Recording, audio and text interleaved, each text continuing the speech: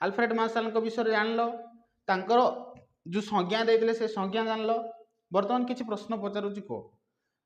Alfred martial जे थिले से क्यों अर्थशास्त्री थिले इंग्राजी अर्थशास्त्री थिले क्यों अर्थशास्त्री थिले इंग्राजी आल्फ्रेड मार्शल द्वारा प्रदत्त संज्ञार नाम कौन थिला कल्याणकारी संज्ञा आल्फ्रेड मार्शल जो पुस्तक लिखिथिले से पुस्तकर नाम कौन थिला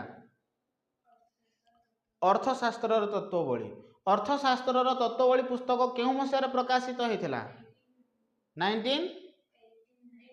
1890 रे क्यों मसीह 1890 रे प्रकाशित होता ओके कल्याणकारी संज्ञा रे आल्फ्रेड मार्शल कहा ऊपर अधिक गुरुत्व देइछंती वेरी गुड भौतिक वस्तु को प्राप्त करी बा भौतिक वस्तु प्राप्त कला परे से भौतिक वस्तु किपरि मानवर कल्याण साधना करछंती ताहा उपरे गुरुत्व दिया जायछि अभौतिक वस्तु को प्राप्त करी मध्य आमे हमर कल्याण होउछि ना नहीं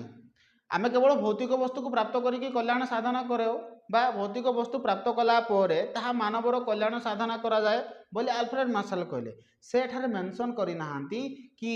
अभौतिक वस्तु आमर किपरि कल्याण साधना करूछि सेथि पई तांकर जो संज्ञा थिला से संज्ञा को कोन करा गला समालोचना करा गला एति बुझियला।